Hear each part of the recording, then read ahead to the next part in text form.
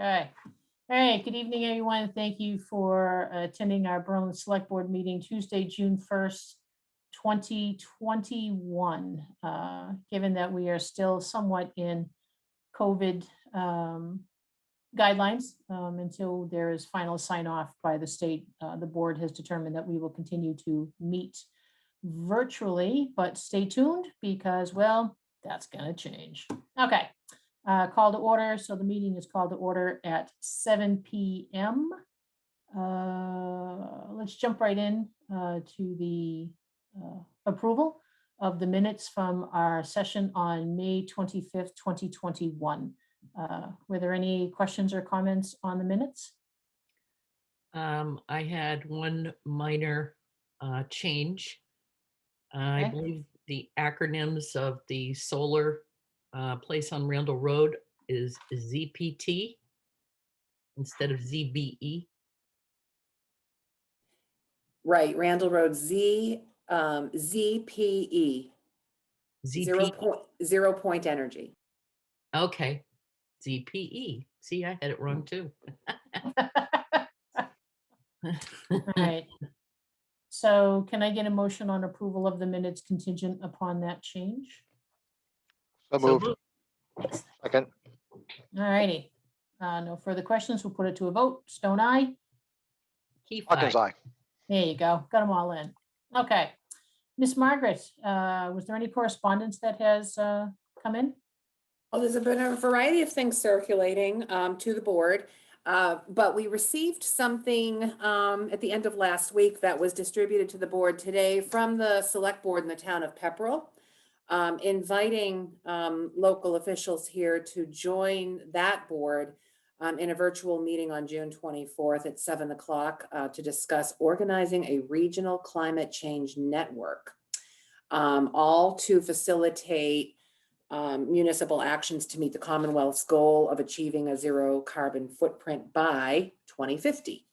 So if anyone is interested, you do have, you can let me know or let Mary know because the RSVPs are required by June 21st.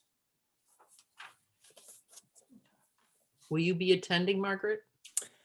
If I don't have another meeting that night, I will, but it is at 7 p.m. So if And I that's don't have another meeting, I will. And that's a Thursday night. It's a Thursday night. Okay. All right. Anything else for correspondence? No, other correspondence related We'll to fold the in. parking area on Linden Street has been circulating, but that will be addressed when you talk with John tonight, You got the it. chair. All right. We have some folks in the audience. Are there any general public comments at this time? Oh, I see Miss Leamy's hand up, so if we could move her over. Am I unmuted? Yes, you are. Hi, Janet Lamy, 102 Derby Road. I sent an email upon a request of a family that actually had the same request last year. And I was a little embarrassed to get the same request this year when I was putting out cemetery flags. Apparently there is a deceased policeman in town that does not have a memorial marker at his gravesite. And I did bring it to the attention last year to Chief Galvin. And he did have a plan. I know it's been a very crazy year, but the family approached me again this Memorial Day weekend, and I promised them that I would send an email, which I CC'd them on and sent it around. And I just feel like this is something we should really resolve. Mr. Ager kindly responded to me and said that Frank Brewer does it for the fire department. So perhaps we already have an in that Chief Galvin can look into. I just don't want it to happen 3 years in a row. That's my only request. And thank you for listening to me. Absolutely. Janet, I mean, Chief Galvin is set to pop up at 7:10 for his department update. So we can squeeze that in. That'll give him a few minutes to look Okay, I'm into any gonna other listen items. anyways, but Okay. thank you for hearing me.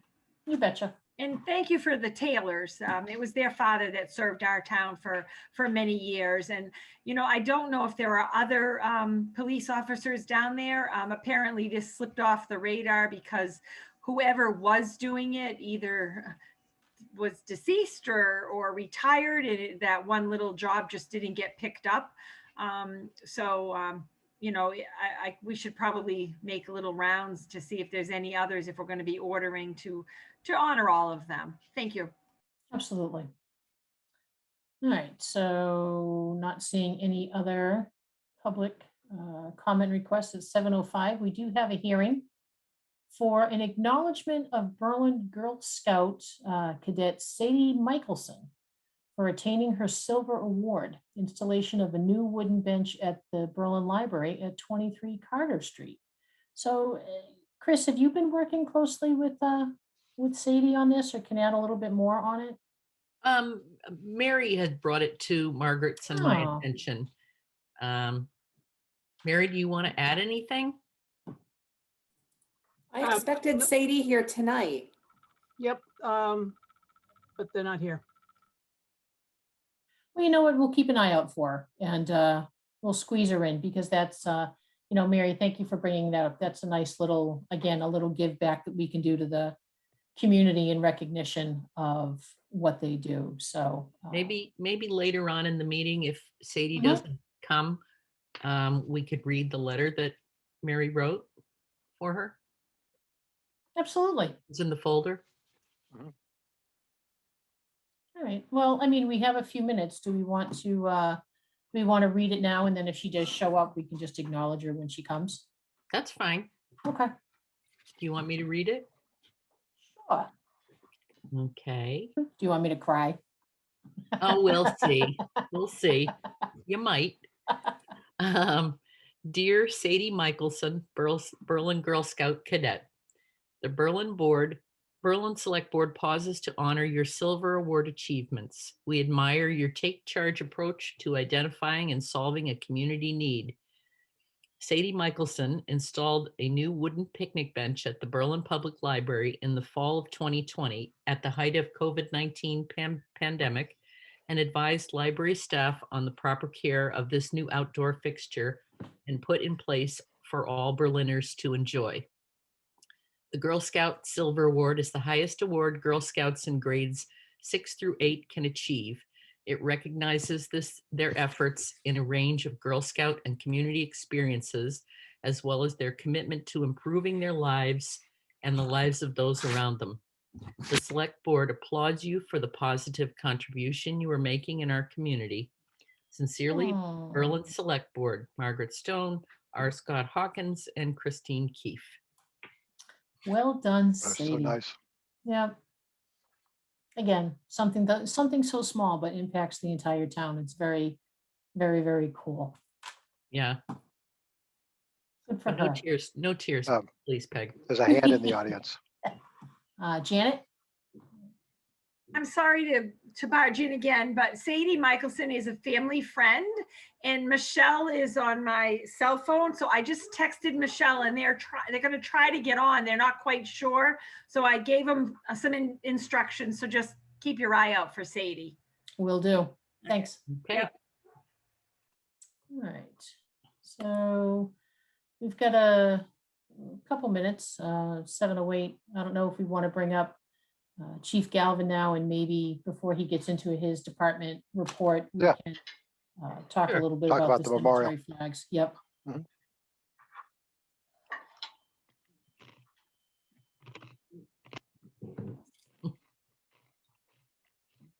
Evening, Chief. How we doing? We're good. All right, so we want to dive right in, or? Dive right in. I mean, I think you were here when Janet was talking about the flags. And then you guys were kind of talking, and when I got promoted up, it got cut off, so I missed the last 30 seconds of your conversation. Yeah, so just a quick summary, as Janet was, and others were putting in the cemetery flags this weekend, former officer Taylor, a policeman in town, deceased, is missing any type of marker. And, Yeah, that was something Janet had mentioned to me last year, and I Yep. looked into, so that's a program that used to be handled by the Police Association. And Mhm. prior to my arrival, that group was defunct, and that was something they stopped doing. It's not an expense or something that we plan for in the municipal budget. And I believe it's something that's separate from the town budget that's done by the fire association as well. I mean, it's something we can look into funding, but it's not something that historically has been funded by the town. Yeah, Chief, maybe the next time you come back, if you could have something, maybe just do a little investigation and we can try and figure out, because I mean, obviously we want to provide a service to those who, served and protected the town. And, I feel that this is something strongly that we need to do on their behalf. Okay. I will do a little digging. I'll see what, maybe I can find Frank and see where they purchase markers from, and Okay, see if it's something that we can fund. awesome. All righty. All right. So May was a pretty quiet month. We had 6 cases involving criminal charges, 1 arrest again. The arrest happened to be our friend that we've had several times over this year. Actually, I told you a few months ago about our cell block getting trashed and flooded. Same party was arrested again. And frustration with the court. I'd say we received information that he was indicted on several charges in the state of New Hampshire. We arrested him on a fugitive from justice charge, and he was subsequently released right away from our courthouse. So a little bit of issue there. It's probably something we're going to deal with again. Fortunately, it wasn't as long of a time period he was with us, but still difficult and kind of someone that slips through the cracks, and we're not necessarily getting the help and services that we need from the court system. 14 motor vehicle crashes, 9 involving injury. One of those actually happened in the rear lot of the town offices on election day. So unfortunately, we had someone who came in to vote, and the car wasn't placed all the way into park, or it slipped out of park into reverse. And unfortunately, they didn't turn their car off. And when they got out, it rolled backwards, knocked them over, and ended up in the woods. So if any of you were voting or were looking out the windows from upstairs, there was a car in the woods during the election. Just kind of a reminder, things can happen. There can be problems with a vehicle, but if we're parking and we're getting out of it, especially a situation like that, if we turn it off, chances are it may roll, but it won't be under power of the motor. This month, obviously, the weather's been starting to get better. I know Memorial Day weekend wasn't, but with that, we're seeing the conservation areas and our walking trails being heavily utilized again. We had a couple of incidents this month on trails. The first being we had some break-ins in cars up on Taylor Road for people accessing Gates Pond, and it just serves as a reminder. People, both the cars that got broken into had high value items left on the seat in plain view. If people are going to be out and they're going to spend time walking and hiking and be in the woods, probably better to leave those things at home or secure them in your trunk. But this allowed someone to quickly break a window and grab something off a seat and get away. We also had an unfortunate incident where a gentleman had a medical emergency up in one of the conservation areas, and it became a little bit hectic. It kind of showed us some of the weak points in our radio system. Was up off of Lancaster Road, and we know we have some issues up there. When you're up there, you'll probably notice your cell phones don't work very well. It's very similar to our radio system. So we were having some difficult times communicating and getting the exact information for the location of the person. Fortunately, through a coordinated response with fire and EMS, we were able to enter the woods into several different areas and located the family. We're able to transport the person to the hospital. Unfortunately, they passed away. But it just shows, and we're working on the radio system, and that still may be an area that's difficult. It's just kind of a dead zone. So we're going to investigate that as we try and make improvements on the radio system. We've also seen an uptick in opioid overdoses in the area. There have been several in Northborough and Marlborough. We've been somewhat isolated, but we had a triple overdose out in the parking lot in front of Macy's the other day. We responded jointly with Marlborough. So we had 3 individuals in one vehicle, middle of the day, that overdosed. So we're still seeing, and suffering through the opioid crisis and seeing what's out there. Fortunately, all 3 individuals did survive and are doing okay. but it's just something that we still need to remain vigilant on. We still carry Narcan, and all officers are equipped and trained to deal with overdoses. A couple of years ago, we got a piece of equipment from Hudson. So Hudson moved into a brand new state-of-the-art facility, and they Optum left everything behind. So I'd met with the executive secretary, Tom Moses, the police chief, Michael Burks at the time, and they had a relatively new evidence locker. And the way we store and process our evidence when it comes in for temporary storage is in our booking room. We have a series of old, basically old gym lockers, little blue cube lockers with padlocks, and the officers will process their evidence in the computer system and lock it in one of those lockers. The problem is it's not the best and really the proper way we should be handling evidence. So once it is removed from there, it's now taken, walked down the hallway, and then processed the remainder with our evidence control officer in the evidence room. What this evidence locker allowed us to do, we actually, it's a pass-through locker.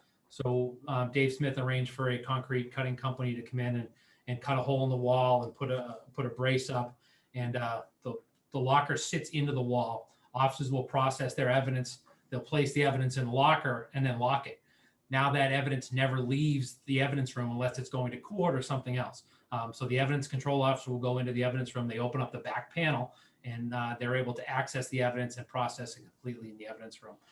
It's a huge upgrade for us, reduces some liability, and it was probably a $3,000 to somewhere between $9,000 purchase. If we were to purchase one new, we would receive some quotes. So the fact that we got it for free from Hudson was something that we're very thankful for, and I'm thankful for Dave Smith and Freddie Cummings for coming in and getting it all buttoned up and looking nice. So you wouldn't even believe that it doesn't sit where it is right now. It really fits in very well. So we made some changes with our how we're handling things with COVID. When March 10th of 2020, when the governor declared a state of emergency and we had mask mandates and everything through, we really pulled back on proactive policing, in order to protect our officers and ensure that we had a sufficient response. We didn't want officers to become sick. Over 300 officers in the last 15 months have died, across the country as a result of COVID. So we've been doing less proactive policing, less community interaction. So today, as a result of the change on the 29th, I put a new directive out to officers, basically restoring almost everything we do to pre-COVID protocols. So it's going to be nice to kind of go back to business as usual and get back to doing things the way we've been doing them. Also received an interesting phone call last week from the Federal Railroad Administration. They are going to come out to Berlin sometime in mid-June and film a safety video. I'm not exactly sure where it's going to happen, but it's going to be some type of mock crash or accident. And they chose Berlin because of the slow speed train that comes through. They'll be able to actually use the train on its normal route, and they're going to on the 7th there'll be a meeting of the crew that's going to be doing it. I don't know if that's in Washington or where the meeting is going to be, but then they'll have more details for us on what's actually going to happen, the location. We'll be able to get it out to residents to not panic if they see what they believe is a crash on the rail line. And lastly, May was a relatively quiet month for Helen. I have some reports that I'll scan into you and get over. I'll scan it in when we're done here. For the month of May, she only had a couple of things. She resolved the issue we had been having on Randall Road, working with the neighbors and the complainant. The complainant withdrew their complaint. Things seem to be moving forward. The dogs that had been creating a nuisance are being controlled in a different way, and there's been an electric fence that's in the process of being installed, but we've received no complaints since that, and that was early in the month. And other than that, really, Helen didn't have anything for May. We did have a couple of bear sightings that some of you may have seen. It was posted online. And just one thing to keep in mind, we had an officer respond to a call at one of the stores where someone had left a dog in a car. We tend to get a lot of these as the weather gets nicer. Just as a reminder to people that I know we love our pets. We don't have to bring them everywhere. When you go shopping and then you leave them in a car can heat up very quickly and become very dangerous. So just another thing to keep in mind. And then a last thing, we'll put more information out to the community, but on Friday afternoon, there is going to be a senior parade for the graduates of Tohoto. So similar to last year, they'll leave BMS and they'll make their way to Boylston. There was some miscommunication last year on the route, and if any of you remember, we got a little bogged down in the center of town. So Officer Goulding is coordinated with the schools. So they'll be leaving from BMS out South Street to Jones Road, Pleasant, through the center of town and off to Boylston. So it'll be a nice send-off for our graduates and our seniors this year. What time? Yeah. I believe it's 2 p.m. But once I get the final details, we'll post that and we'll get it out there for everybody.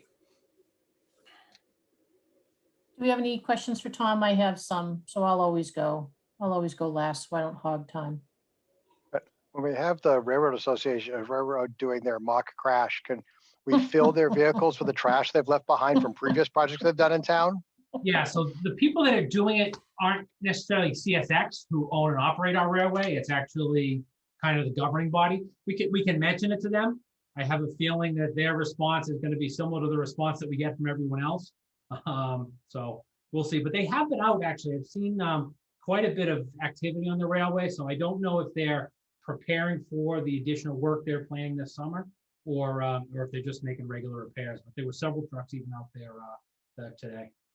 Perhaps one of the accidents could be with the remains that are left behind. We can throw some railroad ties in front of them and maybe a few of the spikes in their wheels. Mhm. Yeah.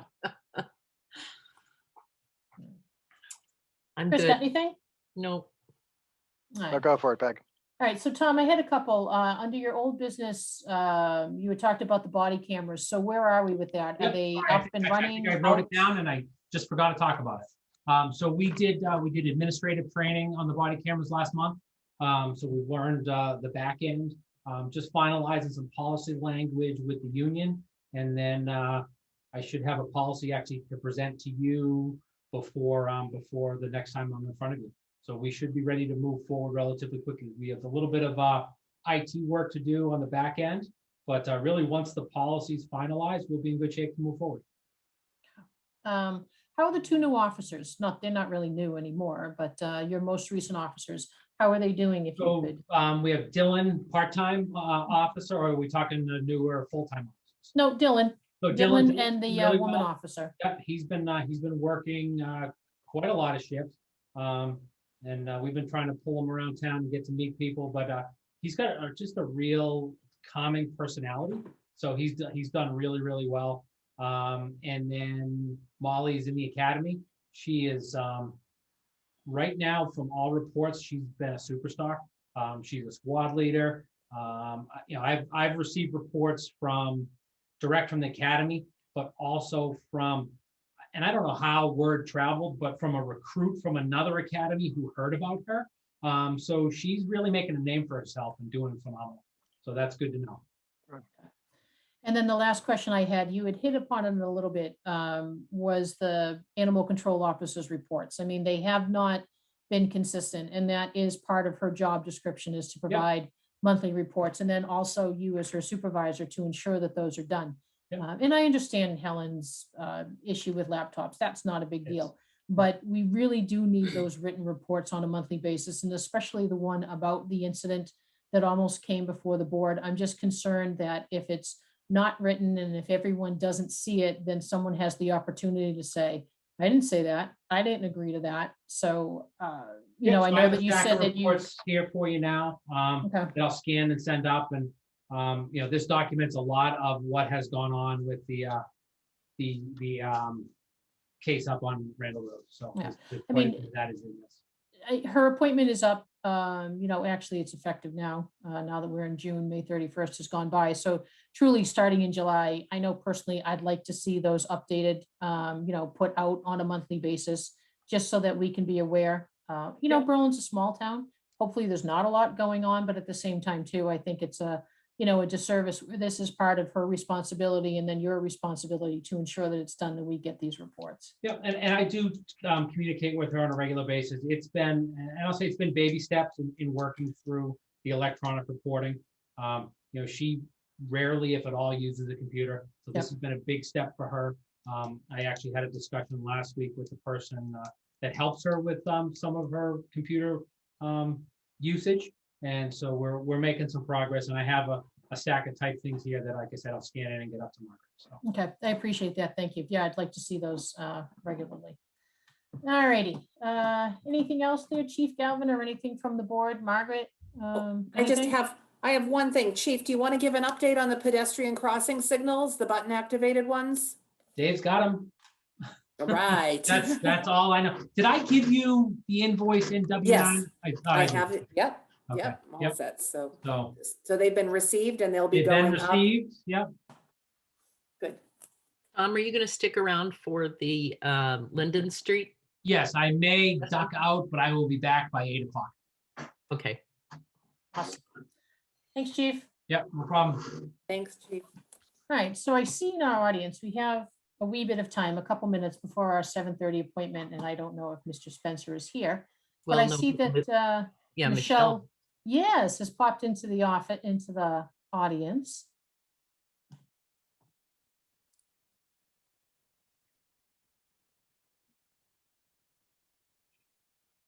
So Michelle, you're still on mute.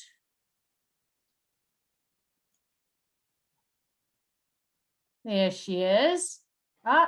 Sadie. There's Sadie. Hi, Sadie. Sadie, congratulations. Well done. Yes, congratulations. So what inspired you to do that? I'm always curious as to what makes our smaller, younger residents in town do things to benefit the entire town. Well, when I first moved here, I started, I was in the tab at the Berlin Library, and I really like volunteering with the younger kids programs. So I noticed that they needed something to like use at those programs and help the kids stay outside. And I mean, with COVID, they're not able to be out there now, but I hope in time they can be. But I saw it as something that I could really work on and help the overall community, specifically the library. That's very awesome. Nice. Yes. Great. So what other projects do you have planned? No pressure. But what else? Well, we got you, Sadie. What else you got going on? What else can you get your friends to do? Well, I just got my silver, so I'm gonna start working towards my gold over the summer and into next school year. And I'm really looking for different things in the community to help with. So any ideas, please give them to me. Tell you what, Sadie, you're welcome to email Mary, who's here, or me, and let us know what you're interested in doing, and we'd be happy to try to help, hook you up with a project that you'd be interested in.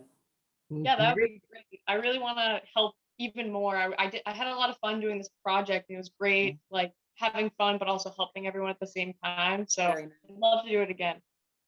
Great. Absolutely. No, it truly, anything that we can do, Sadie, drop us an email, let us know, maybe you've got some ideas, and then we can take them and, help push them along. I've always been one to help, push information out to our unofficial Berlin town pages, but, people read Berlin Neighbors Connect and Berlin Residents Unite. So there's a lot of great people in town that may be tossing ideas your way. So we are happy and willing to help in any way. Thank you so much. Yes. You're more than welcome. And that work is incredible. As Eagle Scout myself, the Girl Scouts equivalent awards, I get the amount of work it takes and dedication, and with all the sort of other distractions in life going on, that it shows a great effort on your part. Congratulations, Sadie. Yes, congratulations. Great achievement. Good job, Michelle, raising a great daughter I there. want to say that normally silver awards are as a team, and as it worked out, Sadie had to do it solo, which is even larger accomplishment on her end, because there's a lot of paperwork and a lot of logging and work that you have to do, and she had to do it completely independent. Wow. Good job. I'm sure there's probably Good job. something that we can come up with, whether it's for the seniors in town or maybe some of the veterans in town or the community garden. I'd love a bench to sit on at the community garden. Do you know how to stabilize foundations on 200-year-old houses? I'd love to learn, honestly. Really. Sadie, how are you at putting a roof together and the foundation? And get some books from the, while you're there at the library, pick up some books and definitely help you. But no, congratulations. We just wanted to say thank you and very much appreciate what you do for the town, and we look forward to what you will continue to do for the town. Thank you. Yeah, you're Absolutely. Thank you. You betcha. Thanks, Take care. Sadie. Bye-bye, Sadie. Bye. Thanks. All right, look at this. We're right on time. Chugga chugga. Is Mr. Spencer here? From the school? Chris, did you ever hear from him? Anybody ever get any? No. No. All I right. understand that they're gonna be reorganizing soon. So it could be playing into that Okay. where they're determining next chair or something, but nope. All right. So since we have a public hearing at 7:45 and then conservation at 8, Margaret, you want to go? We'll skip over and zip to the Yes. town admin report. Sure, let me pull it out. I have all kinds of things. All right. As usual, we'll start with COVID. So as everyone knows, the state lifted COVID restrictions on May 29th, 2021. And at the same time, the face covering order was rescinded in most cases. So there are exceptions to the face covering order. For example, anyone who is unvaccinated are advised to continue to wear face masks in indoor settings and when unable to socially distance. Face coverings are still mandatory in public transit for students over the age of 5, teachers, staff inside K through 12 public schools, for patients, clients, guests, residents, vendors, and others at healthcare facilities or in other congregate care settings, also in prisons. The governor plans to lift the state of emergency on June 15th. And as you know, on the agenda tonight, you have an agenda item that would also lift the local emergency declaration. My recommendation, of course, is to lift that upon the state lifting their state of emergency. That way we're not lifting ours too soon. And just as a reminder, we are still requiring masks, face coverings inside of town buildings, and that's going to last until at least June 15th when the state lifts its emergency declaration. Chief Clark's service as the lead, as the department lead, and his ability to respond to all emergencies has been paused, effective today. Yesterday was his last day being able to respond to emergencies. So I sent an email to our legislative delegation today and to the president of the Senate, asking for them to move as quickly as possible to get that special legislation passed to allow him to respond to emergencies once again, as losing him, his ability to respond to emergencies in a very small department has huge impacts. So I have pleaded with them, and I copied the board on that particular email. COVID expense reporting, there are just new things coming out constantly. So today, the state issued a notice that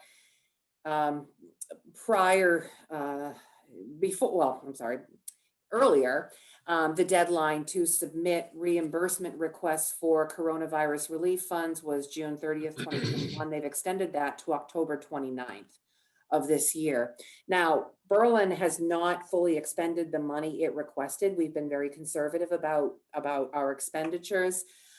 So we are not in a position to actually go to a second round and request reimbursement. At this point, I don't expect that we're going to have to, but just to let you know, that's been extended.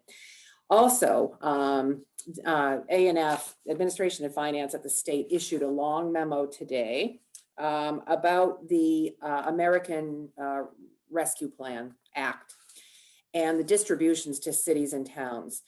The U.S. Department of Treasury is still unveiling all kinds of guidance and rules for use of the funds, but I wanted to give you just a ballpark number of what Berlin could be eligible for. And again, these are coronavirus related funds that must pertain in some way to the COVID pandemic. So under the Department of Treasury's guidelines, Berlin stands to receive up to $968,458. There are certain revenues, lost revenues due to COVID that we may be able to replace. And I'm just going to give an example. The 1870 Town Hall was shut down. It lost all rental income. If we look at that against the prior year, we may be able to provide them an analysis that gives us a certain portion of funds back to the town hall. So I'm going to keep you posted on that. I have a CVRF report that's due this Friday. And so the reports just keep going. Any questions on COVID funds? Like hotel tax would be something else we could include in that? So the hotel and meals tax, we still need additional clarification on. Taxes in general are a no. We cannot receive that. But where those are optional taxes, local option taxes, it's possible that we may be able to see some benefit from that. But I'll keep you posted. Library septic project is complete. The invoice has been submitted. The project cost went over by that $450 for the additional septic sand, and they stayed in budget, on time, and even the health agent gave them kudos for doing top-notch work. So that project is closed out. We began the limited reorganization of town offices, or Highway Department took a lead on this. It began last week. It's expected to be completed in the next couple of weeks. As you can see, I'm in the new, what I call the corner office here, Jim's old small office. So I'm in here in the process of moving. Everyone's welcome to come in and see the changes. One of the most striking changes, though, I think, is the addition of a window in the tax collector's office. So the tax collector is going to be moving to my old office, and there's actually a window and a small counter directly across from the town clerk's counter, which is going to be convenient for for residents and others coming in to make payments. More convenient than going into a door with no windows and not knowing where to find them. So yeah, so it's so far so good. The River Bridge development agreement. I have not yet scheduled another subgroup or working group meeting, but I am going to schedule it for sometime within the next couple of weeks so we can talk about next steps and opportunities with the development agreement and potential future modifications. The Connect Wellness proposed cultivation manufacturing facility did reach out to Hudson via their landowner. And in fact, Hudson's abutting district is an industrial district that does not allow adult use marijuana establishments. However, they operate on overlay districts and they may be able to work with us to expand their overlay districts as they have some overlay districts in some of their marijuana overlay districts in some of their industrial zones. This particular one doesn't have it. So we're going to be meeting with them on, Chris, when are we meeting? Tuesday to discuss next steps with the town of Hudson. I spoke with their planning and community development director today. They're in the process of transitioning with their town administrator. The new person is coming in next Monday, so he may be new to the group and joining our conversation. So we'll keep you posted on where that goes. And those are the biggest things I have right now. Awesome. Any questions, Mrs. Nodowitz? The hiring of a new highway and facilities manager? So that's posted. Thank you, Mary, for getting it posted. So far, I've received 3 resumes. I'm assembling. I like to do this. I like to go through the preliminary interviews, and I like to have at least one person sitting on them with expertise in that particular area. So I'm reaching out to a DPW director to ask if they'd be willing to sit on the preliminary interview panel, along with Tom Bradley from the Personnel Committee. Who else is going to be on it? I think I've asked, there's going to be 5 of us. I think I've asked Chief Galvin to sit on it. There was somebody else, and I can't think of the person off the top of my head, a local official who works with Dave. So All right. that's where we're Okay, at. thanks. Okay. Well, we have a few minutes, excuse me, before our public hearing at 7:45. Margaret, you talked about lifting the local public health emergency declaration. Do we want, can we squeeze that in the next, 5 minutes? Oh, absolutely. It's all you need to do is vote to lift the local COVID public health emergency declaration upon the Commonwealth's lifting of the state of emergency. So moved. Second, think we can squeeze it in? Yeah, well, yeah, you know what? It isn't even 7:41, so I'm impressed. Thanks, guys. All right. Excuse me, through the chair. So I had said to Margaret, I popped down to see her earlier today, and I'm like, Margaret, you're killing me. You gotta stop through the chair. Just be like, yo, Peg, It's a do habit. something. It's a But, respectful. I know it is a Excuse respect me, thing, and Peg. I know you've done it for years, so. Madam Chair. Absolutely. May I add a little? May I add a little something? Absolutely, Madam Town I wanted Administrator. to touch base with the board on the Highland Ridge development and the concerns that were expressed. In your agenda packet tonight, you have all the local feedback that's been received to date. Chief Galvin does indicate in his email that he's going to have police patrols out there regularly. But the thing that really caught my attention was the issue of the earthwork permit. An earthwork permit was issued back in 2018 to the original developer, I think, or landowner or something, Chris Slade. It was issued to Chris Slade. And then it was renewed in September 2019, but lo and behold, a renewal was never pursued. So there is no active earthwork permit currently.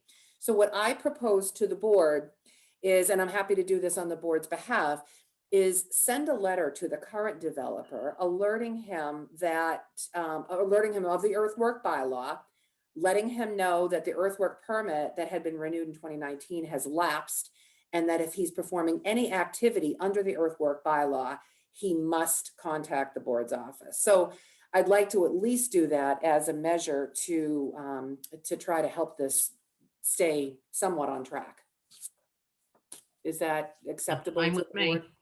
Works. Margaret, Yeah, do you need a, it do you need a sounds vote? like a good way to go. Okay. So Do you now need a you vote have, or just like an okay? No, I'll go ahead and do it, and I'll notify. I'll send you the letter that we prepared. Right. Thank you. I don't think we ever voted. I got a motion and a second on lifting the local public health Ooh. emergency, or perhaps Oh, right. I forgot. But No. can we get, was there a vote? no, there was not a There vote. was not a All vote. right, so I got a motion and a second. No other questions. I'll start it out. Stone eye. Hawkins, aye. E5. There you go. That happened because I interrupted and I didn't say through the chair. It's on me. Hey, Good job. I was taking notes. I remembered. All right. Let's see. So there really 1 isn't minute. anything we can squeeze in the next couple minutes. Can we start the public hearing at 7:43, even though it's set for 7:45, or do we have to wait? You're Well, supposed to, it's been posted for 7:45. You should wait. All right. Are there any of the FY21 end of year appropriation transfers? There are none tonight. Okay, Okay. there, we took up a half a minute. Chris, you got to learn to talk slower. All right, so the reappointments, we can wait. The movement of the historical items, we can wait. How about the Going back- Do we actually have any? reappointments? Okay, do you want to do the reappointments? Reappointments. I think that's going to take us more than a minute just to go Yeah, through the list. Okay. yep. Actually, can I just interrupt and just say course. that before their hearing in 1 minute, that Oh. their change of manager was already approved by the ABCC. You heard that over the winter, and that was approved by the ABCC. So I just wanted to make sure that the board was okay with a release of their current license, which is still going to show the large premises, not the shrunken down premises until it's approved by the ABCC. So that's item one, Mary, the release of the current license?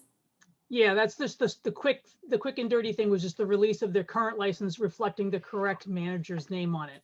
There you go. That's something you can do before the hearing then. Do we need to take a vote on that? Would you? Yes. So moved. Okay, second. All right, hearing no questions, take a vote. Stone eye. Keith, aye. Hawkins, aye. All right, we are unanimous, 3-0. Thank you so much.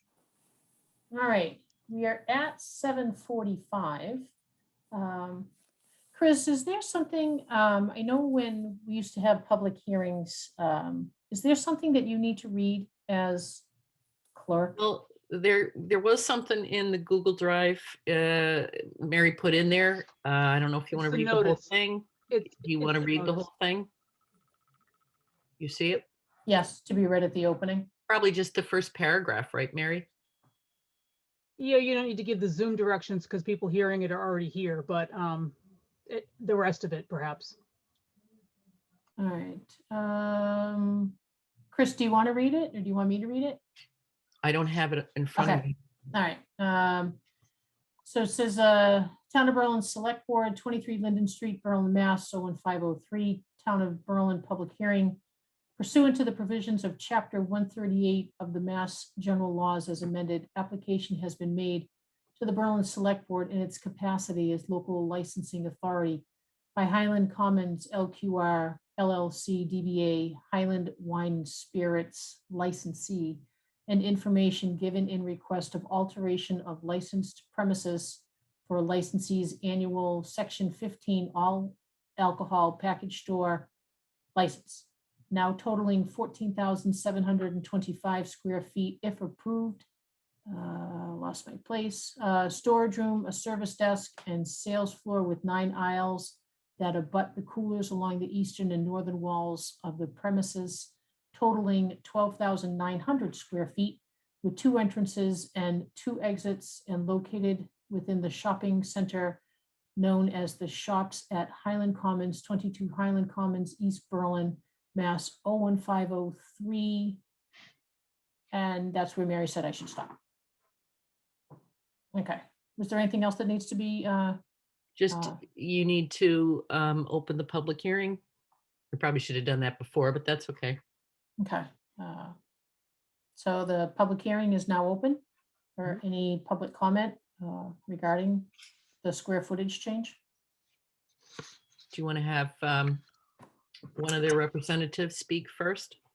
Sure, I'm thinking maybe it's Matt, I'm gonna guess, or No, James. it's Andrew. How about Andrew, who's already in our meeting? Oh, all right, there you are. Mr. Upton, how are you? Good evening, everyone. Thanks for having me tonight. Andrew Upton, attorney for the licensee and applicant. I think we have a relatively simple transaction here. There's a little bit of a square area at the bottom right of your map that we are not using. And the landlord wants it back and we want to give it back to him. And we have filled out the appropriate paperwork and gone through the appropriate departmental reviews. So relatively minor change. It does not implicate any change to management, any change to the hours, any change to the floor plan, any change to any aspect of the operation. We're just getting rid of that spot that we never really used, and the landlord's taking it back, and maybe our rent will even go down a little bit. Are there any questions either from the folks in the audience or any one of us? Just again, confirming that this in some respects is a change to reflect the reality that is already there. There's no change. If I went to the store 2 weeks ago and I go in the store again a month from now, this change here is not going to be visible. That is correct.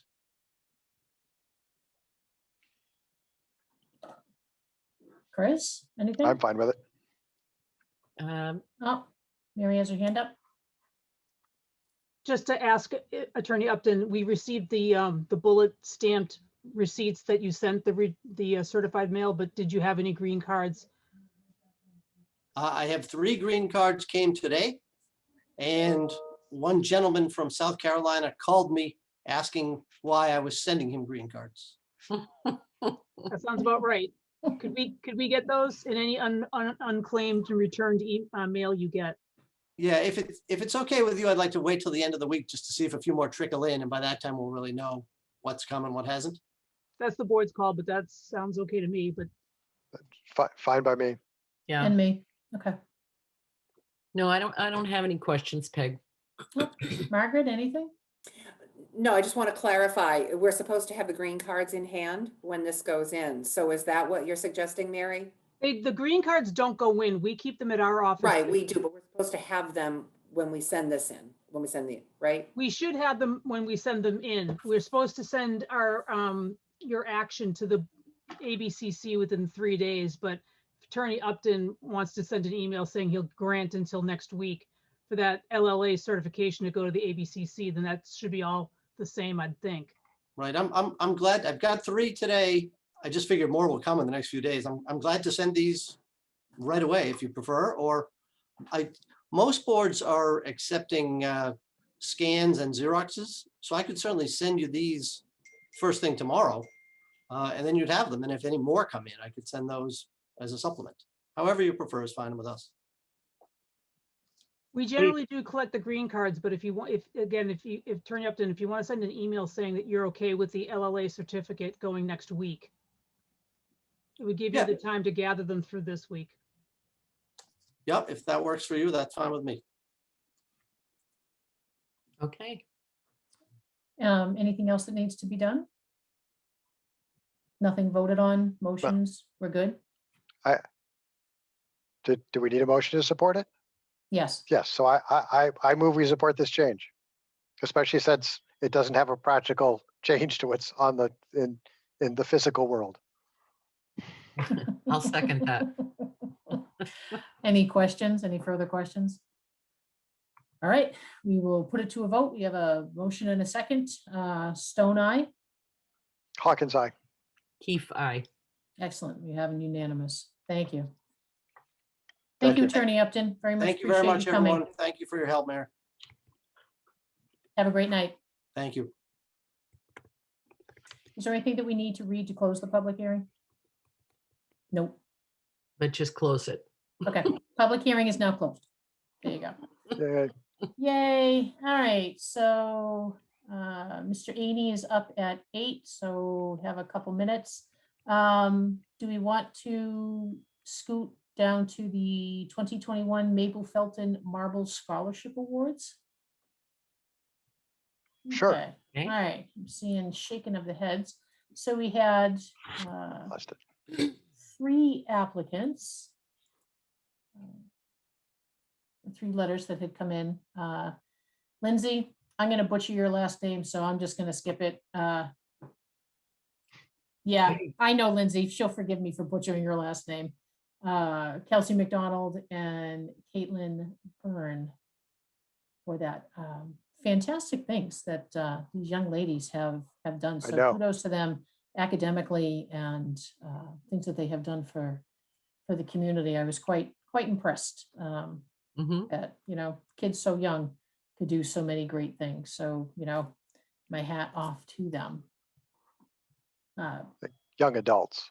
Young adults, that is correct. Young adults. Thank you. Appreciate that. Only because I get corrected on a regular basis, because I'm bad about that too.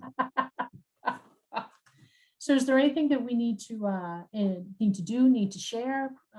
Margaret, Hey. Chris, I mean, I know that I was around last year, but probably didn't pay as close attention as I should have for what we Oh. need to do. Well, They were great reads. It made me all feel better about like where the Yeah. society and the world might be heading if there's more people like that out there. Mhm.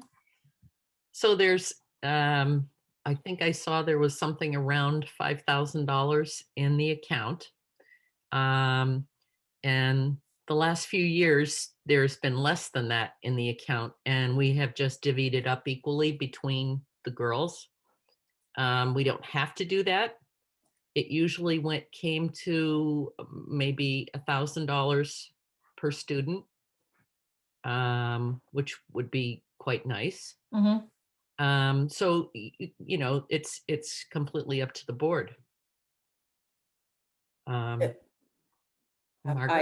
I agree. I agree that $1,000 is a good number. In fact, if there are more applicants next year, we do typically get $3,000 a year as the donation. So if there are more applicants next year, we'd have a balance to be able to award more. You'd have a balance to be able to award more scholarships. So the $1,000 each, I think, is a great idea, Chris.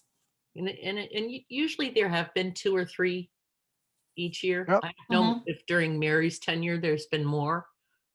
But yeah, I mean, and I don't know how long this will continue either. So it might give us an extra year. So, All right. you want me to make a motion? Absolutely. All right. I would make a motion to give each of the applicants $1,000. Contingent upon their, I believe it's their grades, correct? They have to send copies to us. All right, so we have a motion, I gladly second it. and I would third it. Again, hats off to you, young ladies. Well done. So with a motion and a second and no further questions, I'll start it. Stone, aye. Hawkins, aye. Keefe, aye. Excellent. So do we need to notify Tohoto at all that Mary's shaking her head yes? Well, they were notified in the first place that the applications are available. Their guidance counselors share it with the women students, and both schools graduate this weekend. So I'm going to send the certificates over to the schools, but I'm also mailing them to the students. So in the past, Chris or other board members have gone and presented to the graduates at the ceremonies, but this year they're trying to keep the numbers down. I think last year we didn't go either. You didn't. Correct, Right. yeah. Right. All right, Something to look forward to. absolutely. Attending graduation and handing out a scholarship. Oh, I know. That's wonderful. That'll make you cry. Well, it did 2 years ago, so, don't send pay. If you want to cry, send pay. Right. Yeah. Hard on the exterior, big old mush right about there. So, all right. Well done, ladies. Well done. Well done. appreciate that. Yep, All all 3 of them very deserving. absolutely. And Absolutely. good luck in college or your further endeavors. Yeah, Yep. they've all got great schools that they're attending and degrees that they're going after. I think Lindsay's going into education. So, much noble the cause along with the other 2 ladies, Mary Beth and Caitlin. The information about what school they're from, what school they're going to, and their named major will all be part of the Facebook posting tonight. Awesome. Nice. Yeah, Mary, and then once you push it, I'll push it out again to that. I'm sure that the parents of these young ladies will be beaming just a little bit more tonight. All right, 7:58. We have a couple minutes before Mr. Aney. And we only have the reappointments and the historical commission move. And I think that's it. For, yes. Well, business. Margaret and I met with Barry this afternoon and shared the July 1, 2021 deadline for removal of the historical commission items stored in the town office's lower level 113. So I think, Barry is clear on that. And I'm sure he will share that with June and Elaine, or Margaret could perhaps send an email to the both of them too. So go ahead. Go finish, Chris, and I can. No, that was it. That was pretty much it. Just for us trying to be more helpful, we found other places to help them store things. I mean, I feel sometimes we tell them to store their 3 gallons worth of stuff in a 1 gallon pail, and then, get frustrated that the 3 gallons of stuff doesn't fit in the 1 gallon pail. And so I'd love to be able to give them 3 gallons of pails There was, we had, oh, Chris, if you want, if you'd like me to address ahead. this, I'm happy to. Yeah, we had quite a long discussion about storage, of other items. And, it all came back, to the old fire station. Instead of spreading the stuff around, having it in one central location, is gonna make it easier to identify where the things are, what's in there. And so currently, the board has directed that the historical commission use the old fire station as a temporary storage area and move the things out by October 31st. But Barry understands, I think the commission understands, that by mutual agreement, that time period could be extended. So we could get updates in the future. But I think the idea of keeping things in one location was probably better than spreading it around. And Barry seemed agreeable to that too. Okay, so will they come back to us with like a specific date so we can put whether it's highway or, potentially fire or somebody that we can gather the troops and get it all out in one swoop?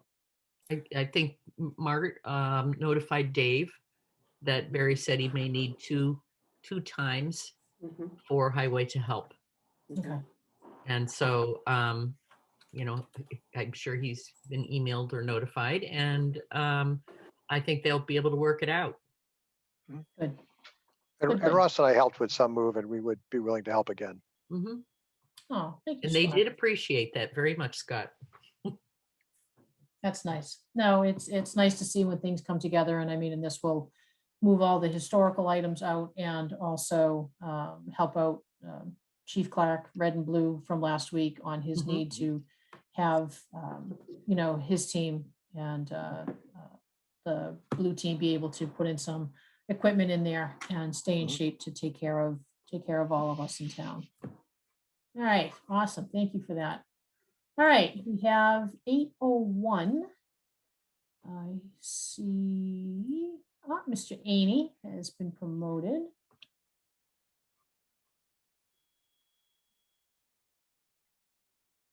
Good evening. Hey, John. Hey, John, how are you? Okay. Looks like you haven't had your supper break yet, John. Right. I have not. I am quite hungry. Yeah, John, you're in a different spot from what I'm used to seeing you on Wednesday night. I'm I still. have my dinner. Thanks, Scott. That helps. I'd offer it to you. I'd see if I could pass it through the Zoom session. All right, so. No, I'm still at John- work. Oh, okay. Well, John, thanks for coming. I know that you had 3 items that you wanted to talk to us about. The employment of a conservation agency, the commission vacancy, and the Linden Street parking lot. So I'm thinking that probably the commission vacancy might be the easiest one to get out of the way first. Sure. So at the last Concom meeting, we discussed this. Holly Kennedy DeGrudela, who's been our associate member, has expressed interest in becoming a full member. And so all the remaining full members agreed that sounds like a great idea. And so we are advocating that she be appointed as a full member of the Conservation Commission. I did ask somebody, I can't remember who anymore, to also just put up a notice in the Facebooky thingies to let people know that there's an opening in case anybody else was interested. And Walter said he had talked to people that might be interested, but they should contact me. But frankly, no one has contacted me. Or factually, no one has contacted me. So she is our only candidate to date. So there you go. John, did I see that Liz declined re-upping for Concom? That is correct. She was going to make that official at the meeting tomorrow, so you Okay. see the beans. Sorry, Liz. Close your ears, pretend I never said it. Okay. All right. Oh, but yeah, she's not going, so there will be another opening too, in case anyone is interested. So, Okay. So that you will have one vacancy after tonight possibly, or 2? 2. So we have one currently, there will be a second. Mm-hmm. the max membership is 7, so that'll bring it down to 5. The minimum required membership is 3. We are recommending Holly be appointed, but that's, you know, that's she is appointed by the select board. So that would bring it back up to 6. Then we would still have 1 opening. Okay, gotcha. So, Margaret, do we need to make a motion on putting If- Holly? If Okay. the board is, Yes. if the board is prepared to make that appointment, then that would be fine. So Scott or Chris, any Yeah, questions? I'm Any- fine. My positive with it, just to do it as part of the reappointments we're doing in 20 minutes when we appoint the other people to other committees around town. Oh, Mary, She's not currently on the sheet, but Mary, go ahead. Just to clarify though, she would be going for what's on the Conservation Commission's website is vacancy 1. So if she were to be appointed, she'd be getting a full 3-year term versus the second vacancy is for 2 years. You understand what I'm saying? Like there was 1 vacancy that Well, was up for a fresh 3-year term tonight and she opted against it. So if you were to fill a vacancy, you usually fill the longest term first. Mary, when did Steve Beard's term expire? When does his term expire? 2023. Okay, that would be the one that is vacant currently. Oh, so gotcha. that's the That one is that the we one need to that's fill vacant first. Oh, currently. no, they're both vacant because Liz DeShera's term expired yesterday. Yes, right. They're both vacant. She resigned already. She's not resigning tomorrow night. She already told the town clerk that she's resigned at the end of her term. She's opted against Oh, she did? Okay. yes. So then will Holly go in for Steve's 2-year spot or go in for? Typically, 3-year she'd go in spot. for the 3-year spot. I just wanted to make sure of that. Let's make My a recommendation is to elevate Holly to Steve Beard's current vacancy to the 2-year spot. We can then have time, since Liz just is about to announce her resignation, we can then advertise it for the 10 days and give the Conservation Commission time to get someone else in, unless John disagrees. No, that's fine. I don't care. 2023. Okay, Okay, so do we have a motion to accept Holly onto conservation? so moved. This is for the 2-year position because the 3-year has not really officially been posted yet. Second, Correct. All right, we have a motion and a second, barring no other questions. We'll put it to a vote. Stone eye. Hawkins, aye. Keith, aye. Here you go, John. Welcome aboard, Holly. Woo, woo. All Now right. she has to do that, that training, Ethic, yep. Yes. ethics training. So she's gonna be regretting. That's because Peg lives near the train. Ugh. I know, it's already gone by a couple times, I think, towards Bolton and the other way. All right, so number 2 on your item in no specific order, employment of a conservation agent. So John, just wondering if you can give kind of like a brief summary as to, just so the level set everyone, you know, why you need one, what you're looking for, you know, what you've done, talk to personnel, job description, talk to personnel, salary, hours, reporting to, et cetera, et cetera. Well, they would report to me and do my bidding, of course. And Of course. isn't that the way things should go? I mean, It is, well, no, the only reason that I asked, I was scooting around the web this weekend and saw that a lot of conservation agents report up to the town administrator. So, that makes getting- sense. Yeah. Yeah. Yeah, Okay. that makes sense. I mean, you know, so this would be an employee and we're all just volunteers, you know, so that, yeah, that makes sense. So, yeah, no, I talked to a lot of boards, committees about this before. Importantly, the finance committee said it was revenue neutral. So, but there does seem to be people agreeing that this is a good idea from the various committees. I mean, there's, I haven't really encountered anybody, but that's opposed to it that I can think off the top of my head. And there is a lot of administrative work involved for this kind of stuff with various, all the various permitting forms and communications and emails and blah, blah, blah, and photocopying and mailing and blah, blah, blah. There's just a lot of stuff. And it really should be done not by some silly volunteer like myself. Also, there's stuff I'm just not getting, we're not getting to, like all the grants. There's just not time to do grant stuff and things like that. So it seems to make sense. I would like a half-time person, but take anything.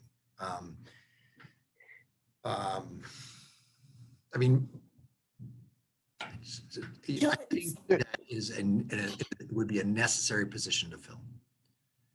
Excuse me, John, are you able to just, can you go into what legwork it is you're doing and members of the volunteer members of the Conservation Commission are having to do now that you could be relieved of later, or that you would have support for later by having a conservation agent?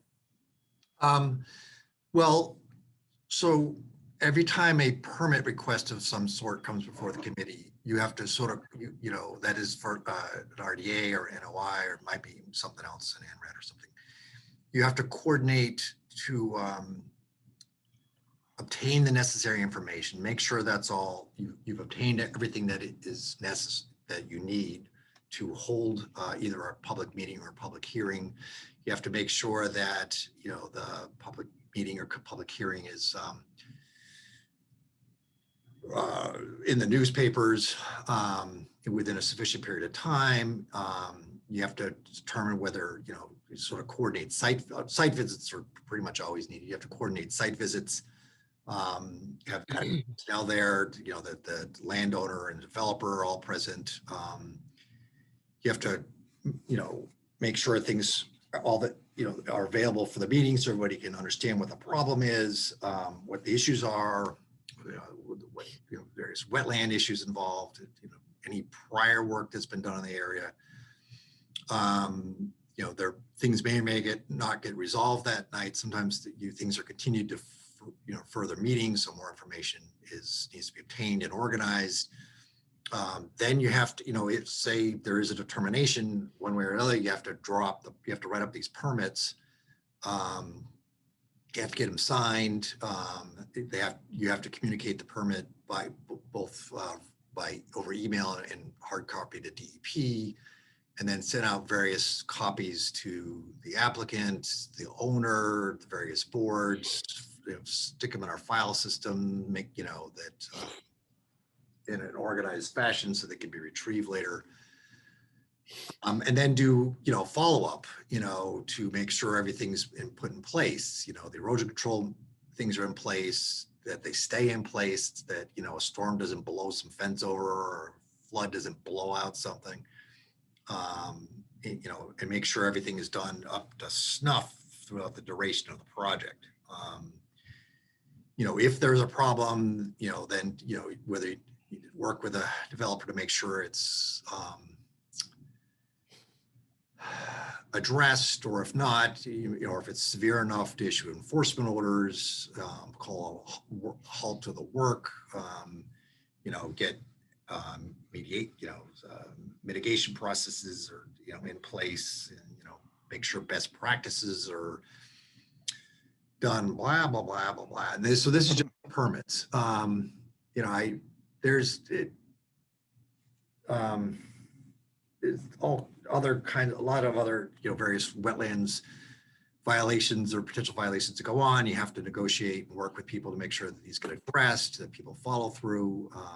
There's building permits that need to be investigated and signed off on. There's actually a fair amount of public interaction that goes on.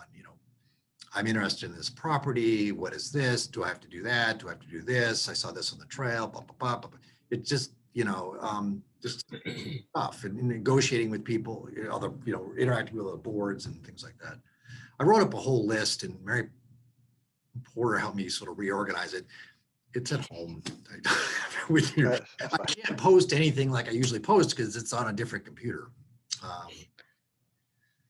So So it's you're in a unique situation where you need, where you need a combination of administrative help and someone with expertise who would actually be able to do the site monitoring and do site visits during the day and things like that. Is that correct?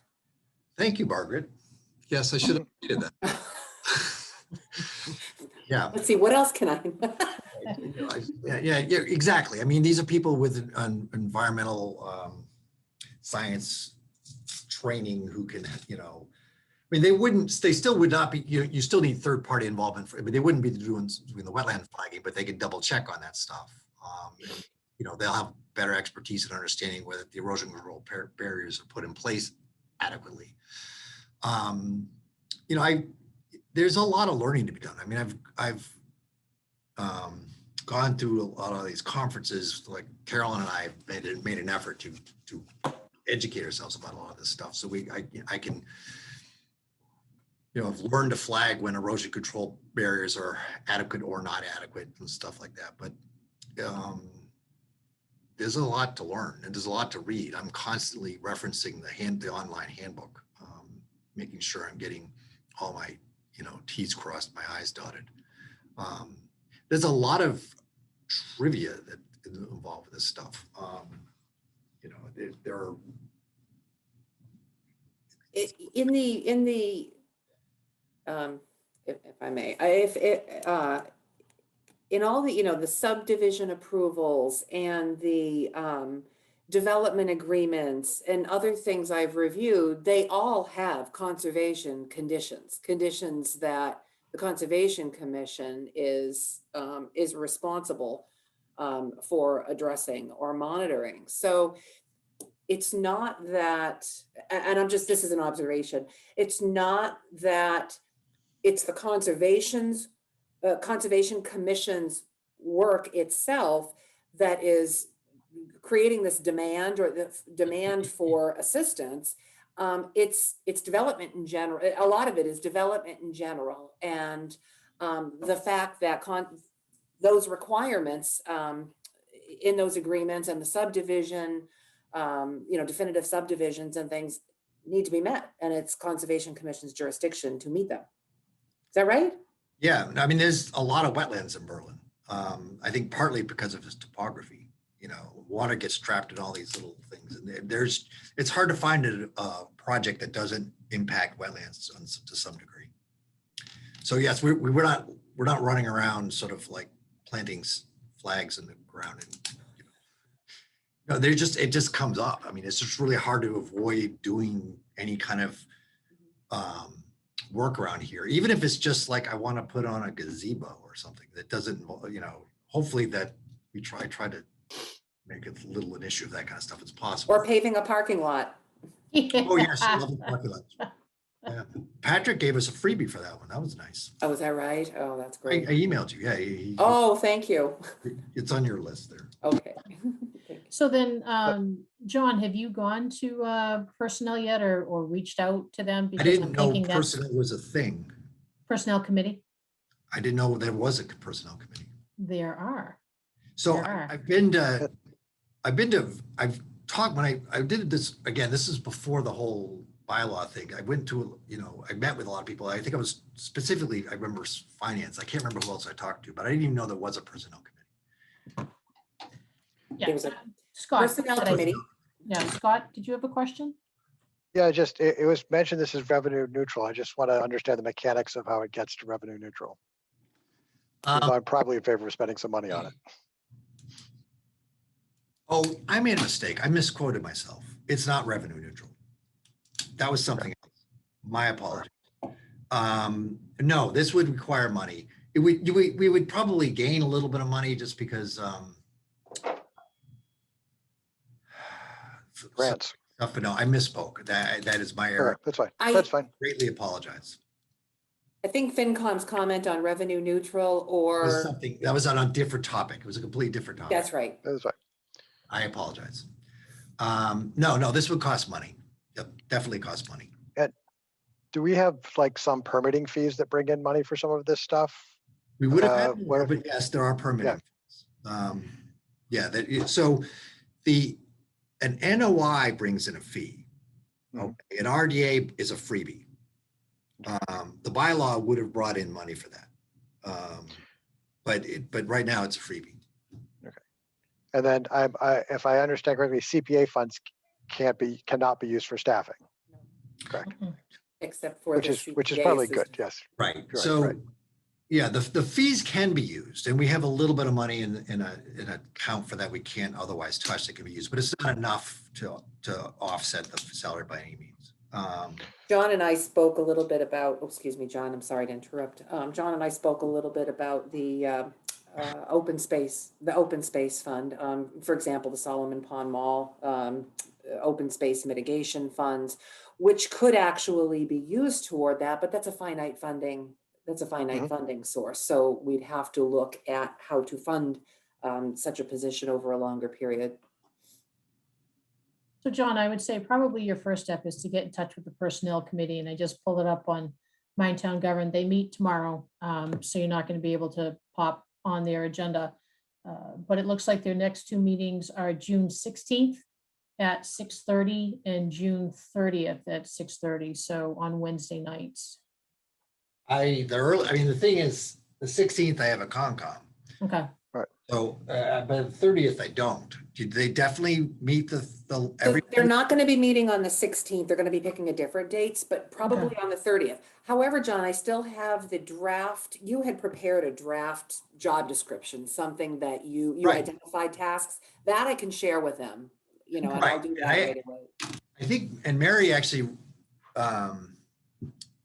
did something else for me that I didn't reword it. I don't think I've sent that to you, but I can look at it. I can look for it tomorrow. Okay. Again, it's wrong laptop. Okay. Yeah, I can 'cause I'm share- guessing I can that's- share that. Yeah, that's probably the first stop, is to talk to personnel, because they're gonna have to finalize the description. As I said, there's, if you go out and you just Google conservation agent Massachusetts, there are several towns that will spit it back to you, and a lot of them are overlapping. So I don't know if that would help as well, I as don't a understand what basis. you mean by that. Well, because you're gonna need a job description. And Oh, personnel- yeah. No, yes. Yeah. Yeah. No, Yeah. I've looked at those. Yep. Okay, yeah. So I mean, that's probably your first step, and then, determine hours, determine rate, and then, as Margaret said, determine how this is going to be paid for. All right. We passed in the budget a salary reserve. Is that something that could be used for 2021? So 22? that is only for contract adjustments. That was for the collective bargaining agreements and employment contracts, and that's what it was specified for. I suppose it would be up to, Finance Committee and the Select Board to decide whether or not you want to change the purpose of that. You might have to estimate how much might be left after some of those options, if any. Mhm.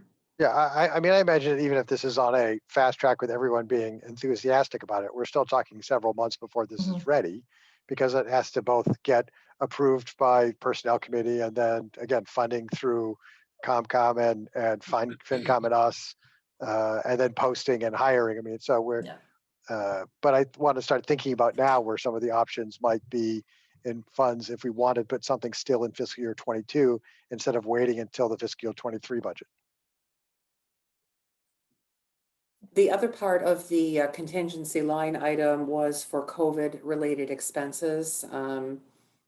We got through FY 21 almost with no major expenditures for COVID.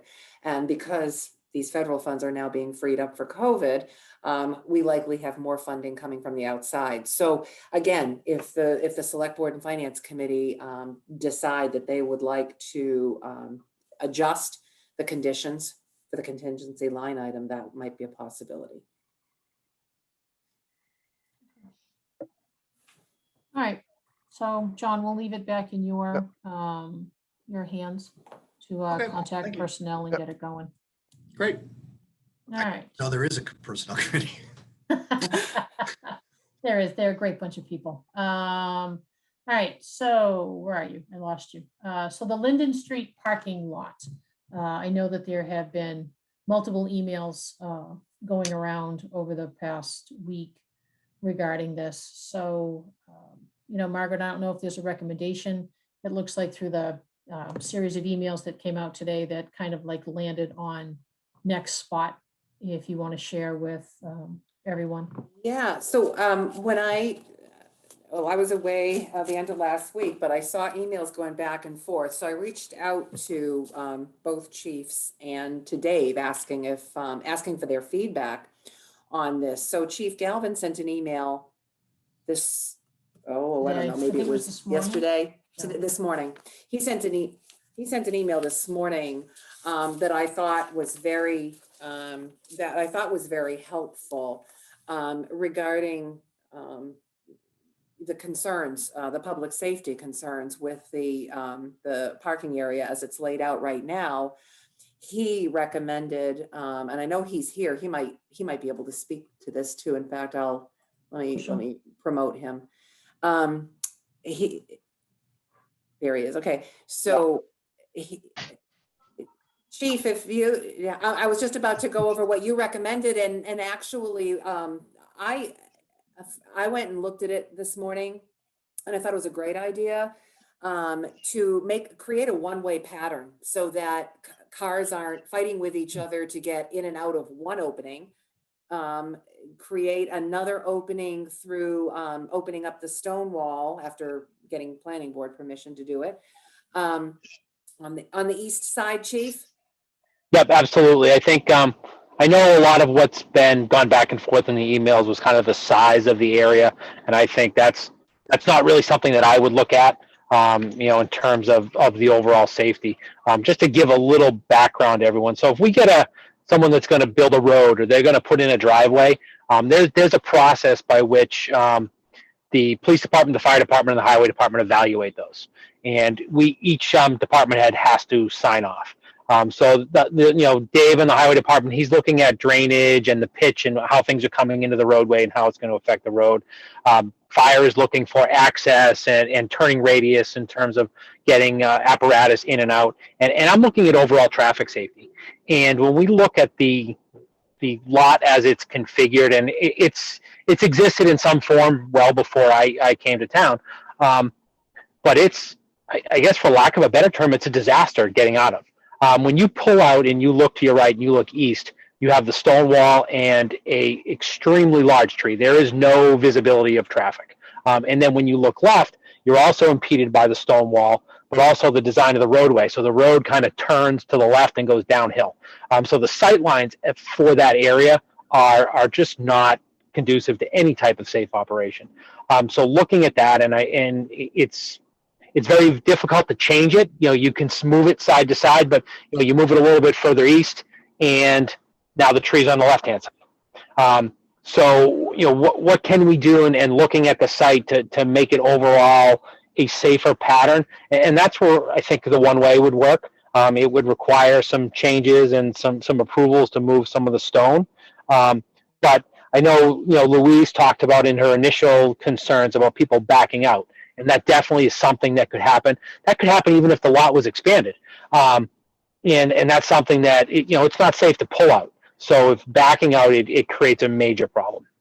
So by creating a one-way pattern, we can get a little bit better of a sight line, or a lot better sight line looking east.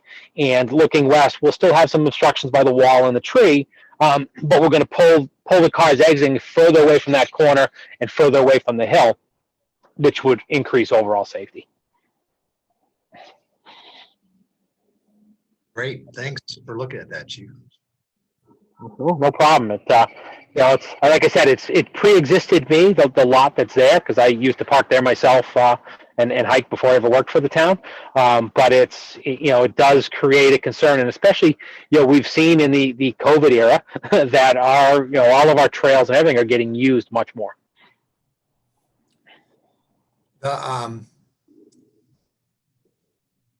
The lot itself that the town owns is much bigger than the circumscribed parking zone.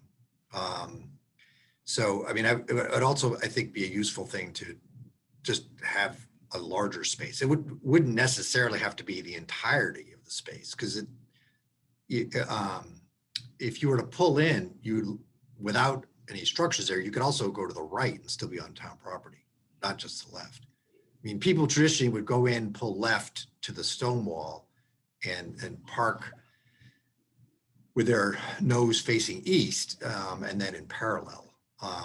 Right now, the way it's configured, you could really, I think, only get 2 cars in there before the third car parks people in.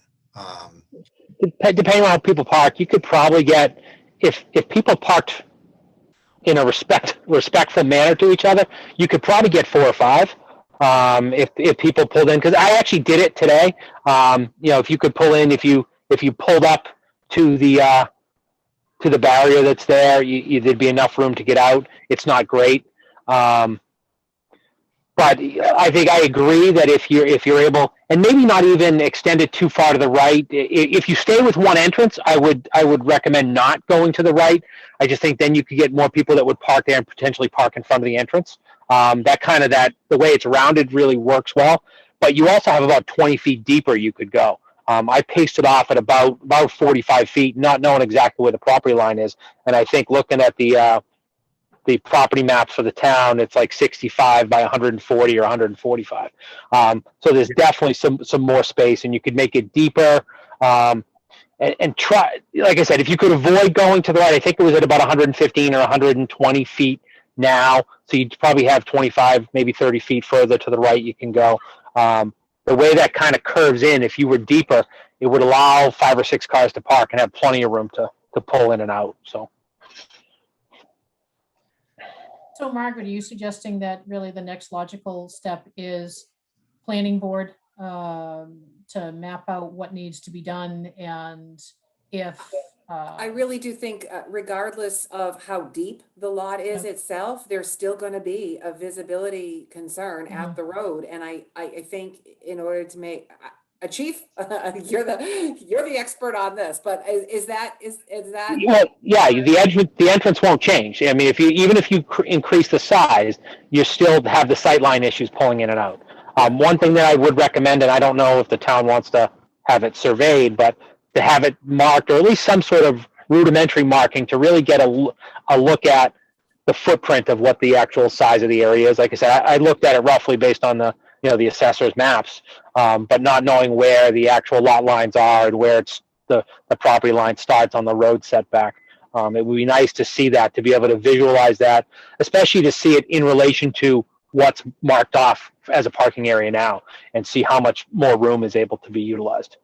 Yeah, I didn't see any evidence of drill holes or flags or anything. So, no. But even some rough measurements to kind of give an idea. If we use the stone wall as a basis. And Walter, after you emailed, Walter emailed and said, essentially said that he agreed, and as a first step, maybe remove some of the brush along the stone wall, but that's not going to eliminate the stone wall as an obstacle, or the large tree as an obstacle. Right. So. And that's town property, right, Margaret? That's conservation. That's not the Terrian's property. I'm not even sure it's conservation land. It's just town land. I don't know. Okay. What's there? Right. I think we're the only people interested in it, yeah. But it's town land. So it was. I don't have the history of that particular lot, so I don't know how it was deeded, if it was deeded for conservation use, or if it was just this town lot that was out there. No, I mean, it was clearly the Divines, I think, were the ones that were involved in originally getting a conservation restriction, and they may have donated some of the parking lot, and then there's that deeded right away. But again, I haven't looked at it either. I don't even know where it is. Okay. Because obviously there's going to be a cost associated with too. So that's going to be the big thing, is kind of like who's paying for either demolition of the wall. I'm sure, paving of the spot, if there's additional posts that either need to be picked up, moved back, added. There's all that cost that needs to be discussed as to where that funding will come from as well. Well, it definitely would. I mean, I don't think, again, to put it in, all right, let me back up a step. How important this lot becomes really depends on what happens with the Laura property. Because people, are still much more people are going to park down the street at the or McGrail, the Laura property than they are there. But if that property is not conserved, then this parking lot will become more interesting to people. Because it's not a heavily used parking lot. I don't, which is, kind of the reason why there wasn't a big study to begin with. And I certainly wouldn't want it paved. I think a field is fine. I think pulling away some stones to make another entrance probably isn't a high cost issue. I do think I like the design, Louise and who lives up the street, and I like the design of the barrier, although that's not unanimous amongst but I just think it needs to be a bigger space. So one question is, do we sort of leave it where it is, the way things are now, and get it surveyed and then decide what to do, or do we pull up the post now so we avoid the possibility of somebody backing into Linden Street clipped? Frankly, I think the access to the street is the most immediate issue, because that's what's presenting the biggest public safety concern from the things that I've read anyway. So I would think that a logical first step would be to go to the planning board, ask to put, figure out where you want to put another entry to the lot. The inside of the lot can be dealt with whenever, but we need to be able to create a line of visibility at the street for cars to be safer, right? Oh, okay. So your suggested first step is planning, or something to open up that another right, opening to the street for one way. So playing hot potato, Chief Galvin is knows more about that than I do. So is it Chief Galvin that goes in front of the planning board, or is it conservation that goes in front of the planning board? Who went before the planning board for the initial opening? Stonewall. Oh, that initial opening has probably been there since the revolution. Oh. Okay. I think that is that opening has been there long. Okay. I think that this is serving conservation purposes. I'm more than happy to assist, John. But I do think that this is going to be serving access to the conservation area. So, but again, I can help wherever I'm able in going to the planning board to explain. This would be a good example where a conservation agent would be useful. Just saying. Yeah, so so that might be one of the questions. And when was it opened? Was it always, did Divines always have it open? Was it open when the property was purchased? I'm not sure. Yeah, I'm not sure that matters a whole Yeah. lot. I don't really want to do a whole lot of background anymore. I just Okay. sort of get it. So it's a reasonable, safe parking lot. I just want to let all the old stuff, no matter how old it is, just let it go. So, Just, yeah, I second Margaret that I think this kind of falls to conservation, and probably, Chief Galvin will have a part in it, talking about line of sight and traffic and safety concerns, but this seems like conservation needs to drive it. that's fine. I just, I did that's fine. When I picked up there, it was clear to me that it was a safety issue. It didn't even occur to me that you'd put it in a second entrance. I think we should put down like a big gate and a flyover. Just drop people off. Yeah. Drop people off via droid. We should have a shuttle bus. Come on, Mr. Haney, tear down that wall.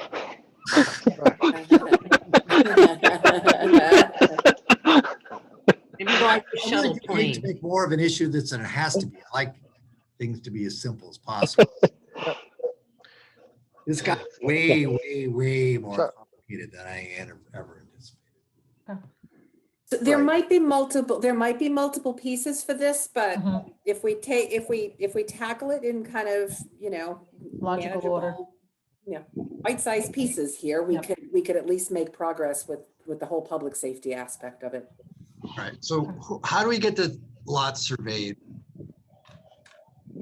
That's probably a planning board question. I don't know. I'd just be guessing. Let's see when planning board meets. There you go, John. Not like you're busy enough, but I'm gonna shush you to personnel and then planning. Looks like planning Oh, has a meeting on the The hope 8th. is that there's more than one person on the Conservation Commission Yeah. too, so. So yeah, planning board. They keep quitting. I put So- out an email asking if any of my friends know someone who wants to be on conservation, so. So John, just for your calendar, upcoming board meeting for planning, June 8th at 7:30. That's a Tuesday again. I know, and now, then you've got like a huge gap, so July 13th at 7:30, and then September 28th at 7:30, so, yeah, I I'll don't see think if I that can get this on their is. June 8th thing. Maybe if it's a little later, I can grab a bite to eat. I don't know if they talk a lot or not, but. Well, I'm looking at their agenda, and there's not a lot, so, but I couldn't tell you, I'm just looking at it on my town government. Because it's easier to do it from home, but. Yeah. To do that, they have to be loquacious. Okay. Meeting Yeah, with- and where there's such a large gap between, so it only looks like they meet monthly. All right. So until then, there anything that needs to be done? I mean, cars are still going to be allowed to park in there. When I don't know. I don't know. That's not my call. Probably just business as usual. I mean, you could make me Yeah. emperor, I suppose. Yeah. But Emperor Aney. Okay. Yeah, All right. Has a nice little ring to it. these are, right. No, it doesn't actually. It sounds pretty awkward. That's not my call. I don't know. Right. I'm concerned about the layout and the Mhm. safety, but it's not my call whether, I think we can, I don't mind leaving it well enough alone for now until we figure out what we're gonna do. Okay. Well, That's not my call. that would be Tom's call. My call, really? Wow, I didn't know I could do that. No, I mean, if there's any kind of public safety issues, you'll. I mean, it's an issue that's it's a pre-existing issue. It's just that the lots come to the forefront, so it should be addressed as it's part, but we're discussing it. Mhm.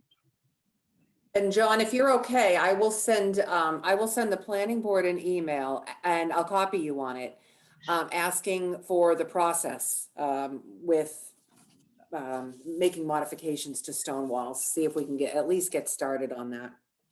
We could just drive up there with a pickup. Yeah, that would be great. If you could do that, that'd be wonderful. Thank you very much. I think about a 10-foot section of that stone wall really is leftover railroad construction projects, and the railroad should take it away. That's not gonna happen. Stack it up next to it. Yeah, here comes the trucks full of all the beams Oh. and everything, and we'll just put it up there. Okay. All right, my wife is starting to complain. I gotta go. All right. Yep.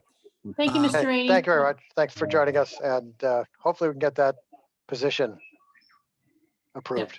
Thank you very much for allowing me just to join the select board. You Great. betcha. Thanks, and thanks for the work. Thanks, you're doing, John. too. Okay, All right, Thank good night, you. everybody. Thanks. Good night. thanks, John. Thanks, Tom, too. Yep, you're welcome. All right, so it looks like we are down to board and committee reappointments for FY '22, hoping that I haven't skipped over anything above that. I don't think so. Okay.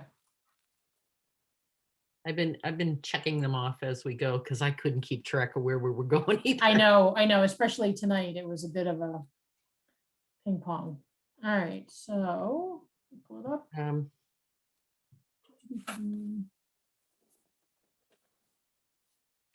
So we have a third slate. Mhm. This is the third slate of board and committee reappointments, and I don't know if, are you going to speak to it, or you want Margaret to speak to it, or? Oh, I mean, are there, have all these folks expressed interest in coming back? I mean, I suppose if they didn't want to, they would have put their hand up and said no, but yeah, Margaret, is there any insight on how you want us to go down through the wave 3 partial list? No, and I typically, I don't know if the board has just approved these as a slate in the past, once the interest continuing to serve has been confirmed. And I would have no problem with that if the board would like to vote the slate of the remaining board and committee members who are up for reappointment in accordance with this list. I do recommend that under the Historical Commission, that the board direct that the commission at its first meeting following reappointments tonight, organized by voting on a chair, et cetera, chair and other officers as its first order of business. So at its very first meeting, it should do that. So that's the only other thing that I would recommend. But if the board is prepared to vote these as a slate, you can certainly do that. So move. I second, and I have no problem with any of the people on the list. I am grateful for those people who serve.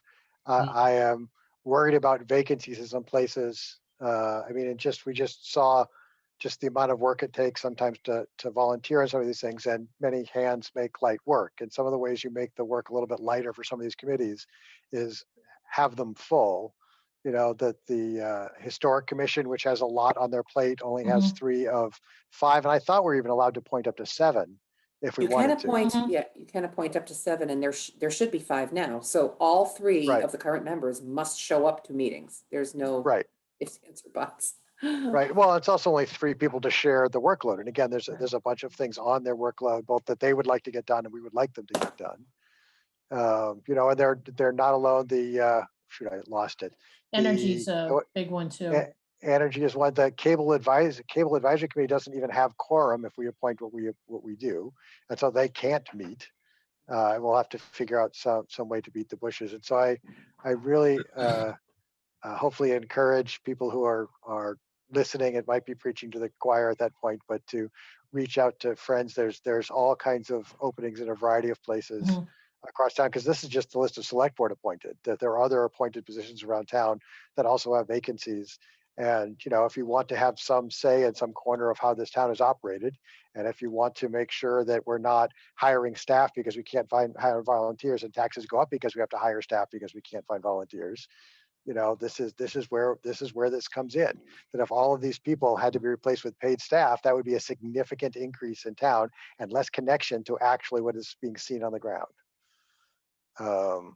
But yes, and so I'd love to appoint all these things, and I'd love to think of names I can volunteer people into some of the positions that are empty. But I was just thinking, it was going through my mind. Why don't we, you know, we should start looking at featuring one committee or commission every week. You know, just have a feature committee and give people a sense of what that commission or committee or board does. What we can do is take advantage of this evening, though, and say, if you have any interest in being on the Historical Commission, or even the Historical Society, as I understand it, that you should contact the town offices or even Barry Yeager. Or Elaine Wickstrom or June Miller. Yes. Yeah, it really isn't a bad thing to advertise, or just to try and go over, because some of these folks may look at it and go, I wonder what Earthwork Advisory Committee does. You know, they just may not know. So yeah, maybe we can do a better job at getting the word out each week, every time that we meet to push one of these committees forward. Is it, And is then- it more, is it self-explanatory on some of their web pages? I'd have to go through them. It should be Yeah. out there, but one never knows on if people can even, get out there and look around. I don't know, Mm. Okay. Well, it's some, this is something that I can kind of like summarize and put in the June article for the item. Right. As well, And- to get some that of out there. The comments on the spreadsheet are things I think we should be looking at for future years. Because this is June 1st for May 31st, I don't want to delay any of these, but like the Cultural Commission should have staggered terms, and staggered 2-year terms and not 1-year terms, and they should have some rotations on and off, as the policy had said, that Earthworks and Historic, and there was another one that's missing, and Energy, sorry, Peg had already said that, are missing, they have 3, but 3 is one of those dangerous things. One Yeah. person gets a job in another state and really loves this town, but is moving out of town, and suddenly they can't meet anymore, and all the work grinds to a halt until we have someone else on it. And even some open meeting rules, when you have 3, makes it really difficult for 2 people just to sort of coordinate something to help plan a meeting better even. So Okay. as Yeah. we see sometimes. Mm. All right, Maybe we so can start doing a bit of a social media push too. Yep. Just a little blip. So did we vote? I don't think we did. I think we just motion and second at this point. motion and a second. All right. I was So doing motion and a commentary. second. Yep, no further questions. We'll put it to a vote. Stone eye. Hawkins, aye. Keith, aye. All right, there we have it, 3-0 with Margaret's recommendation to, where did you go? Historical. Oh, I thought that was part of your motion. It is. It's incorporating Yeah, it it into was. the Yep. appointment. Yep. Okay. Yep. Yeah. Yep. Okay, so we have a unanimous vote on that. So again, thank you to all those folks that have stepped back up. Very much appreciate your time. We know it's difficult to give, but thank you. And look at the numbers. I mean, there's quite a few volunteers for our Yeah. town. There are. So we really do Yeah. appreciate it. Absolutely. Right. I mean, some of That's them another thing. are A volunteer- staff volunteers, but there's 210 lines on the spreadsheet before you get to the police officer section, which are paid employees who are just appointed to do their job. So let's say 150 volunteer positions around town, just that the select board appoints for the most part. Yeah. Volunteer recognition would be good too. Okay. Yes. Start thinking about that when the weather Yeah. gets better and COVID restrictions lift. Well, geez, I don't know, Margaret, that kind of sounds like a goal. Flip it on that No idea. I have spreadsheet. no idea what you're talking about. Yeah, there you go. go. All right, so let me just take a quick gander. I think we have everything. Oh, we are down to boards, questions and comments / liaison updates. I'm good. Anyone? Bueller? I'm good too, actually. Me too. I did send an email to Tim Wheeler to ask if he would like to be appointed to the Aspet Regional Housing Consortium as the person who at least goes to the meetings. But I have not heard back. So, Okay. but And anyway, I'm happy to continue attending as much as I possibly can, so. and I don't mind either. It's just that, if he was, I'm sure he could fill them in more when they do the round table, then I would be able to fill them in. I really don't have any updates. Scott? No, I'm good. Okay. I mean, I know that I've asked the Energy Committee if they could please schedule a meeting in the near future to discuss that pricing on the power supply agreement and also the Meta Grant funded project and other things. Okay. All right. I know that we have an executive session scheduled and it was really to just do minutes. Do we want to pass it over until we can have a few more items to stick them all together and make a more efficient use of time? I'm fine Um, with that.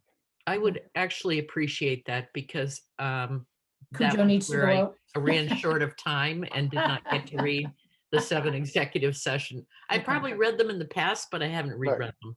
All right, so we can skip that over. All right, next week after? Preference? Oh, What do you well, think? do you want, sure, Margaret and I might know more after, tomorrow. Is tomorrow the prep for No, the tomorrow, the police strategy? negotiate, we have police negotiations coming up.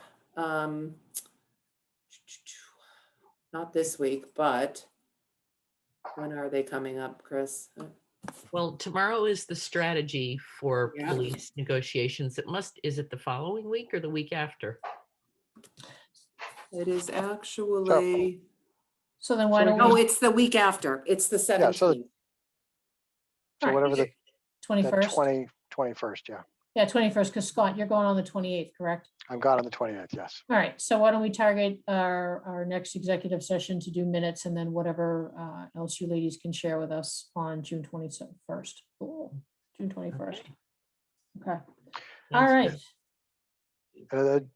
We're still meeting on Zoom next week.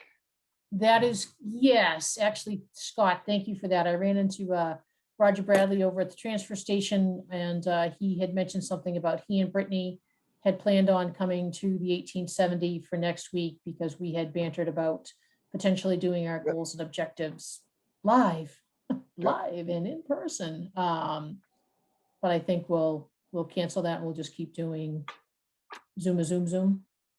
For the Okay. time being. For the time is being. fine. Okay, Yeah.